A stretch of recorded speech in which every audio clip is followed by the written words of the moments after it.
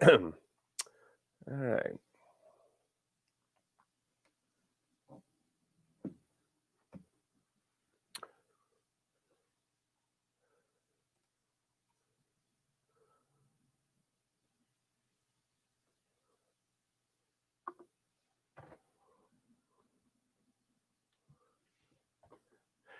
Hey guys, Willie Mayette, creator of Jazz Edge. I want to welcome you to episode number 13 of the Confident Improviser podcast. All right, so let's get started here. Today what we're going to be talking about is how to create flowing jazz improvisation lines. And I'm going to give you 6 different techniques that you can use to improve the flow of your improvisation, all right? And what that means is like, when we're playing, like rather than it being like... Like, you feel how stiff that is? We want to make that nice and...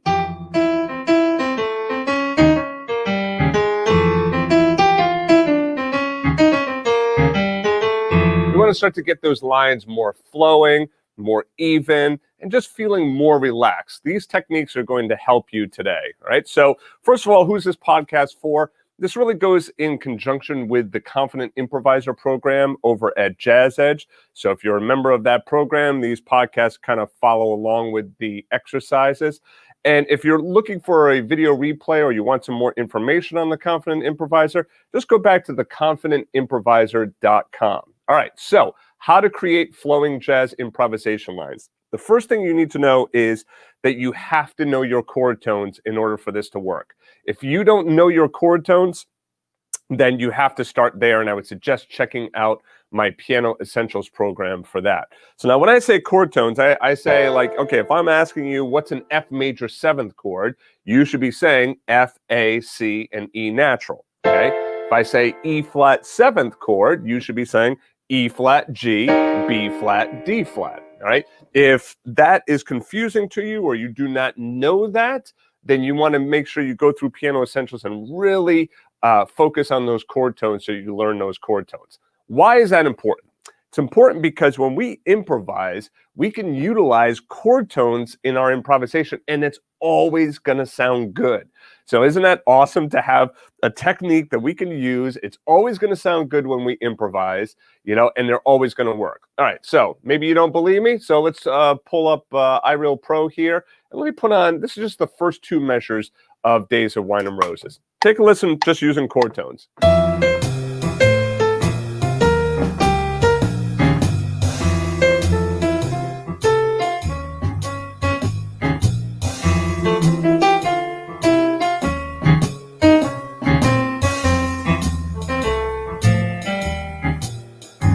All right, so now, sounds pretty good, right? I mean, again, you're probably not going to win any improvisational awards, but the point is it sounds good, it works, and you could always grow from there. All right, so what's the first step in making this happen?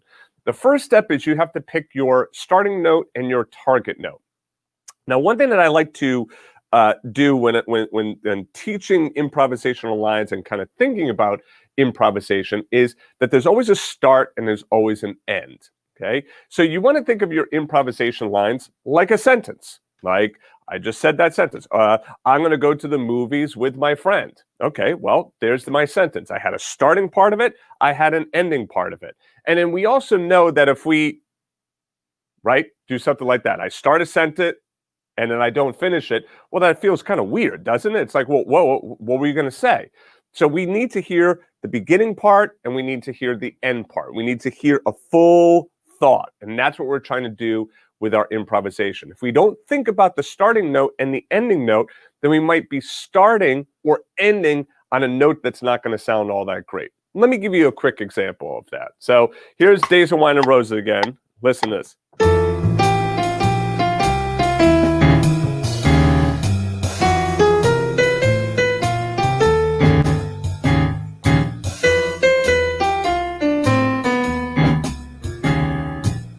Right? So can you hear some of those starting notes and ending notes in the line? They don't sound really that great, do they? There's an awful lot of tension there.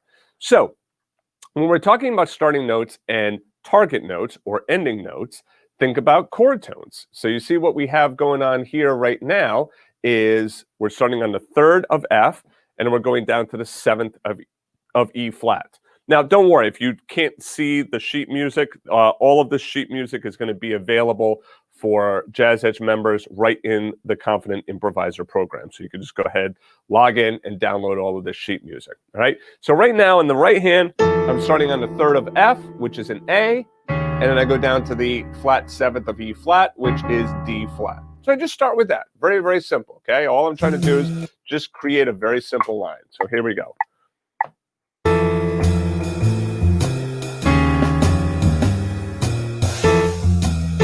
I can like kind of play around with the rhythm of that.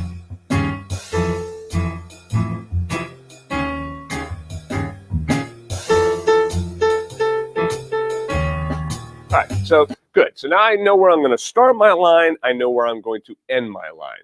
The next thing is to fill it in with quarter notes.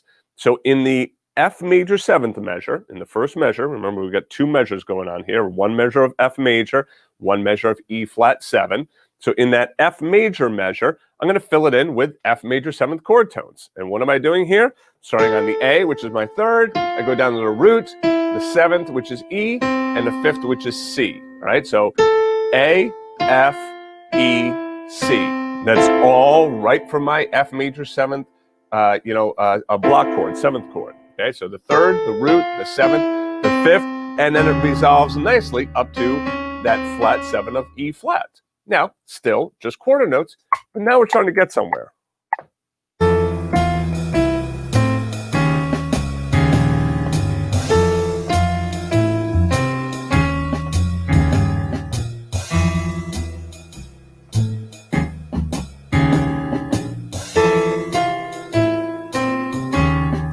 All right, so sounds pretty good, right? I mean, again, you're not going to win any awards in improvisation, but now we're starting to fill this out more, starting to flesh this out more. Okay, that's number 2. Number 3, now use eighth notes to fill in the back half or the back end of the measure. So we're in 4/4 time. So the last 2 beats, beats 3 and 4, we're now going to use eighth notes there. So now we go. Whoops. All right, so. And with the left hand.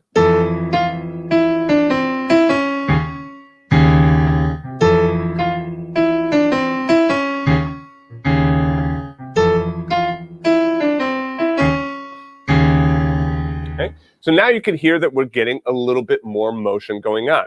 So what are the notes we're choosing? Well, first again, the third and the root, but then we go down to the 7th, 6th, 5th, 7th, and then we go to the 7th of E flat. So right in here, we have this D in here, which is the 6th. You might not think to naturally play that note. The reality is that we're really not worried about what these notes are right now. The main thing that we want to worry about is we want to worry about getting from the starting note to the target note. And then if you hang with me for a couple more minutes, I'm going to give you a couple of examples that really kind of explain that a little bit more clearly, that it really doesn't matter what the notes are that you're playing, okay?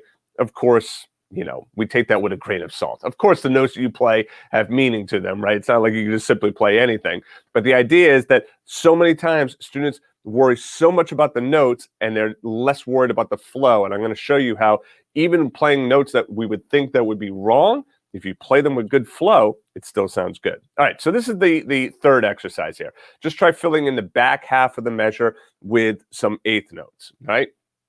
The number 4, fill in the front half of the measure. So the first 2 beats, this is where I'm going to do the eighth notes now. So.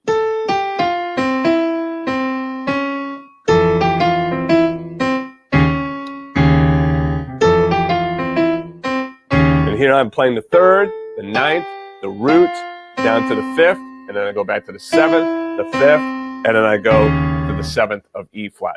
So what you notice is that it's pretty much all chord tones. There's a little passing tone in there of the 9th, but for the most part, it's all chord tones, right? Now, number 5, do the whole line in eighth notes. So.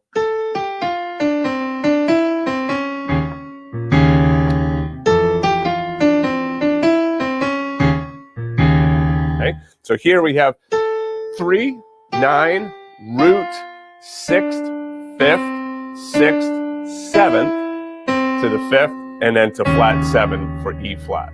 Okay, so A, G, F, D, C, D, E, C, D flat. Okay, all 8th notes. Right, the last one, number 6, is try creating your own 8th note lines, but this time use rests and upbeats. So this time what I did was I didn't start right at the beginning of the measure. I did it an 8th note or an 8th rest, right? And then came in on the upbeat of the first beat, right? So the D, ba, ba dee, ba dee, ba dee, ba do, ooh, right? So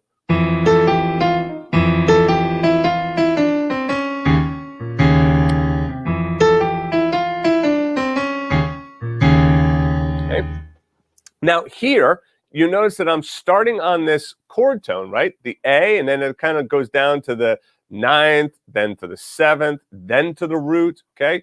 In here, I'm starting on a weak beat on a chord tone, right? But it still sounds nice, even though that the 9th is on a strong beat. I like the sound of that. And it's also, you see how we have that, I'm kind of going from the 9th, the G, down to the E, and then I come up to the F. So we kind of enclose that F.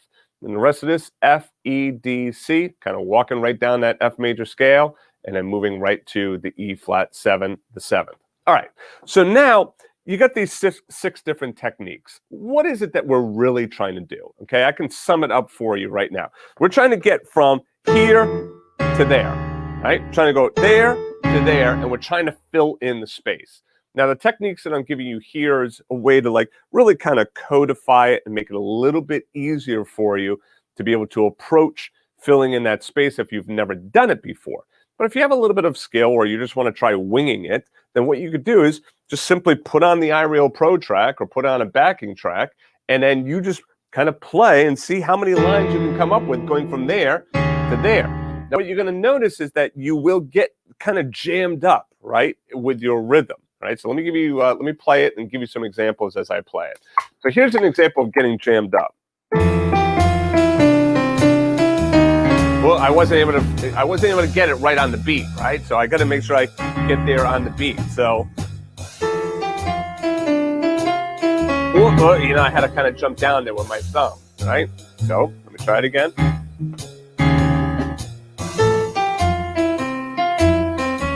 Better, yeah.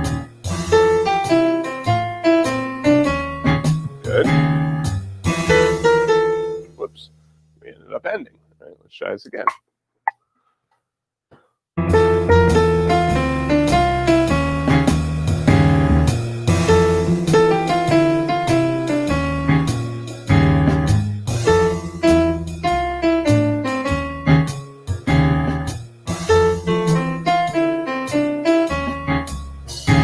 You see, I could create just like literally dozens and dozens of lines, and all I'm trying to do is go from there to there.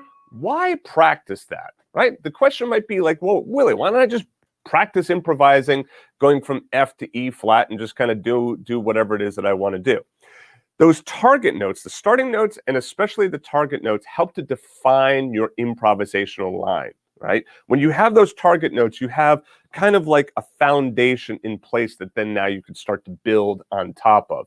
If you don't have those target notes, then what's very easy to happen is on those strong beats, when you have that new chord, like the E flat 7 coming up, you end up hitting a D natural or something, or an E natural. Well, guess what? Those are not going to sound very good. It's going to make your improvisation sound like garbage, and you're not going to be defining the chord anymore, because this is not part of an E flat dominant 7th chord, right? And then the flat 9 is not a very strong resolution either. So by having those notes in place that you're trying to get your improvisation to meet those, requirements, you're trying to get that to that line, to that target note. Now what you're actually practicing is how to manage the space between the notes, okay? So you already have a shell. You already know, like if you go back to step 1 here, you already have a shell. Okay, I know I'm going from A down to D flat. If I want to keep going with the song, A minor 7, I could go to C, and then D7, I could go to an F sharp, right? So I can like kind of shell out using my chord tones or my guide tones, right, whichever one I want to do. Okay, you use those chord tones to really shell out and create a foundation for my improvisation that then I fill in. But you have to practice that filling in. If you don't practice the filling in and you just think, hey, I'm just going to put these foundational notes in here and then I'm just going to go for it, well, you'll probably find that you're going to miss that target note because you have to get used to feeling and hearing how many notes there are in that measure. Those 8 eighth notes, right? And especially if you're going to do eighth notes, trying to get 8 notes. Now, notice this. You could use chromaticism throughout. So like you could start here, going here, and you're going down to there. So now let's just count it out. 1, 2, 3, 4, 5, 6, 7, 8. And then we end there. Well, wait a second. Could I really just use those 8 chromatic notes and then end on the D flat? Guess what? Let's take a listen. Tell me.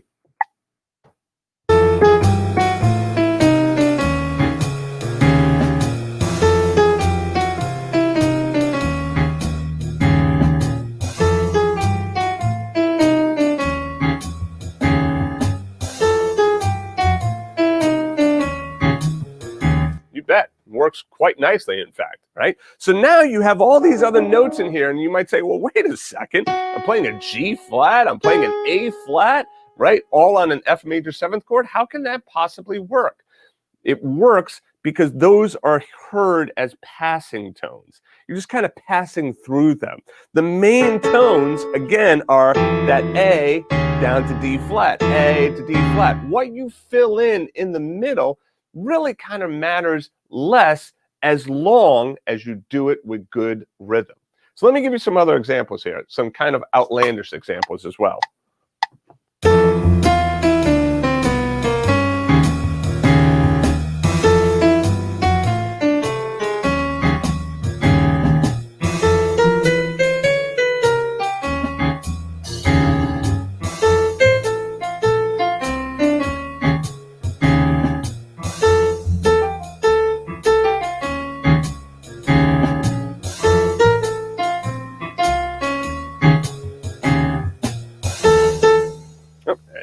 Right? So you could hear that I'm practicing all these different variations, and some of them are just crazy, right?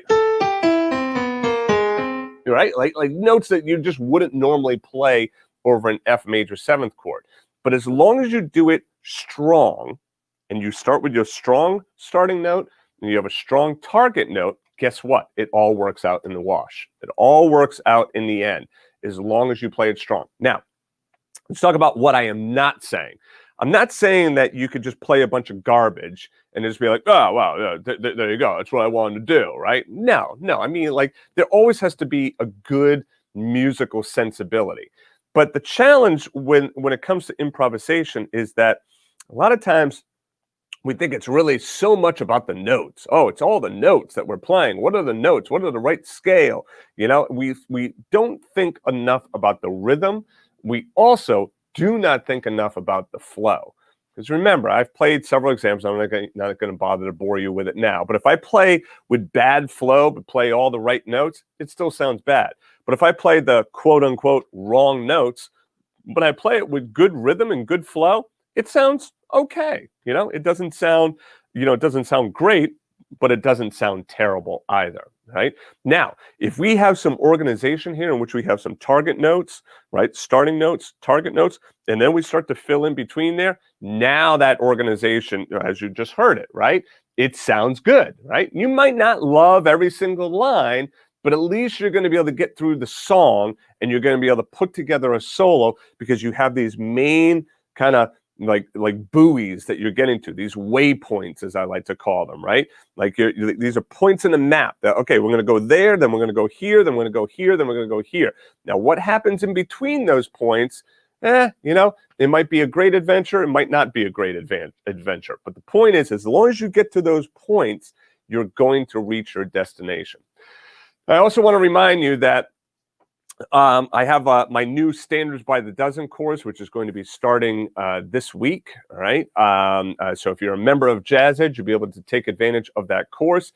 And if you have questions on the Confident Improviser, be sure to join me on Thursdays at 1 p.m. And you can, the link is right in the members area. And then you can ask me any questions and get feedback on your playing.